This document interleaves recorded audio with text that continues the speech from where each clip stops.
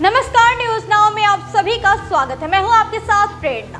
देश के कानून के माध्यम से सरकार का उद्देश्य अब दंड देना नहीं बल्कि कानूनों का उद्देश्य न्याय दिलाना होगा। अंग्रेजों के जमाने से चले आ रहे कानून में केंद्र सरकार व्यापक परिवर्तन के मकसद से लोकसभा में विधेयक पेश किया है। प्रस्तावित विधेयकों से राजद्रोह कानून को पूरी तरह से बाहर कर दिया जाएगा। बीते कल केंद्रीय गृह मंत्री अमित शाह ने Indian penal code, criminal procedure code और इंडियन एविडेंस एक्ट को खत्म कर उसकी जगह भारतीय न्याय संहिता, भारतीय नागरिक सुरक्षा संहिता और भारतीय साक्ष्य अधिनियम लाने से संबंधित विधेयक लोकसभा में पेश किया। विधेयक अगर पास हो जाता है तो सालों से देशवासियों द्वारा कानून व्यवस्था में सुधार से संबंधित मांग पूरी हो जाएगी। महोदय, मैं प्रस्ताव करता हूं कि दंड प्रक्रिया संबंधी विधि का समेकन और संशोधन करने के लिए विधेयक को पुनर्स्थापित करने की अनुमति दी जाए। माननीय महोदय, मैं प्रस्ताव करता हूं कि निष्पक्ष विचारणा के लिए साक्ष्य के साधारण नियमों के समेकित करने के और सिद्धांतों का उपबंध करने के लिए विधेयक को पूर्व प्रस्तापित करने का अनुमति दी जाए। एक मिनट माननीय गृह मंत्री जी। प्रश्न ये कि विधेयक को पुनर्स्थापित करने की अनुमति प्रदान की जाए। जो सदस्य इसके पक्ष में हाँ कहें, जो सदस्य विरोध में ना कहें। मेरे विचार में निर्णय हाँ वालों के पक्ष में, हाँ वालों के पक्ष में। माननीय मंत्री द्वारा विधेयक को पुनर्स्थापित किया। प्रस्तावित कानून में मॉब लॉन्चिंग के लिए अलग से सजा का प्रावधान किया गया है, लेकिन इसे पंथ निरपेक्ष रखा गया है। अब किसी चोर को भी यदि भीड़ मार देती है तो उन सभी को मॉब लॉन्चिंग के प्रस्तावित कानून के तहत सजा होगी। गौरतलब है कि देश के कई राज्यों में महिलाओं को डायन बताकर हत्या कर दी जाती है। इस अपराध के लिए भी मॉब लॉन्चिंग के तहत ही कानून की धाराएं लगेगी।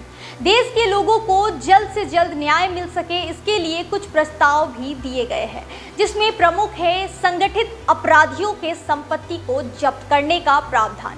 पुलिस को एफआईआर के 90 दिनों के भीतर करनी होगी चार्जशीट। अदालत को सुनवाई पूरी होने के 30 दिनों के अंदर सुनाना होगा फैसला। प्रस्तावित कानून में राजद्रोह को भले ही जगह नहीं मिली हो, लेकिन राष्ट्र की संप्रभुता के विरुद्ध अपराधों के लिए अलग से सजा का प्रावधान किया गया है। महोदय, मैं प्रस्ताव करता हूं कि अपराधों और शास्तियों से संबंधित उपबंधों का समेकन और संशोधन तथा उससे संबंध या उससे आनुषंगिक विषयों को उपबंध करने के लिए विधेयक को पुनर्स्थापित करने की अनुमति दी जाए। गौरतलब है कि इंडियन पेनल कोड 1860 में, इंडियन प्रोसीजर कोड 1898 में और इंडियन एविडेंस एक्ट 1872 में ब्रिटिश सरकार ने बनाया था। अमित शाह ने कहा कि जरूरत के मुताबिक इन कानून में फेरबदल जरूर किए गए, लेकिन उनके आत्मपश्चात रहा, जिसका उद्देश्य सिर्फ दंड देना था। लेकिन नए कानून का उद्देश्य किसी को दंड देना नहीं बल्कि भारत के नागरिकों के संविधान प्रदत्त सभी अधिकारों को सुरक्षा करना है। प्रधानमंत्री नरेंद्र मोदी जी ने इस देश के सामने गत 15 अगस्त को लाल किले की प्राचीर से अपना उद्बोधन देते हुए 5 प्रणों को देश की जनता के सामने रखा था।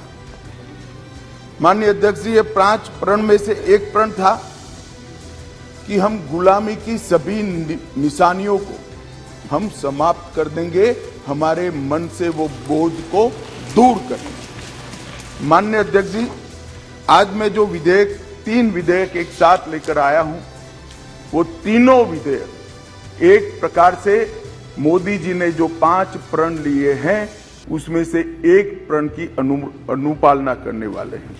माननीय अध्यक्ष जी, ये तीनों विधेयक दंड विधान प्रक्रिया, क्रिमिनल जस्टिस सिस्टम को बेसिक कानून, इसके लिए मूलभूत कानून ये 3 विधेयकों के अंदर है।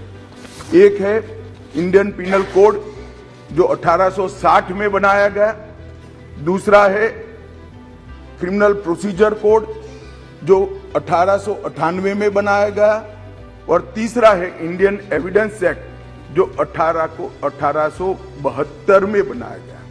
1860, 1898 और 1872 में अंग्रेजों द्वारा बनाए गए, अंग्रेजों की संसद के द्वारा पारित किए गए ये तीनों कानूनों को समाप्त कर आज हम तीनों नए कानून पुरस्कृत करने के लिए मैं आया हूं। अगर लोकसभा में प्रस्तावित विधेयक पर मोहर लग जाती है तो निश्चित रूप से देश के कानून व्यवस्था में काफी बदलाव देखने को मिलेगा और लोगों को जल्द से जल्द न्याय भी मिल पाएगा। उम्मीद करते हैं आपको हमारा कार्यक्रम अच्छा लगा होगा। अगर आपको हमारा कार्यक्रम अच्छा लगता है तो हमारे न्यूज नाउ के पेज को ज्यादा से ज्यादा लाइक, शेयर और सब्सक्राइब करना न भूलें। फिलहाल के लिए बस इतना ही, मुझे दे इजाजत, नमस्कार।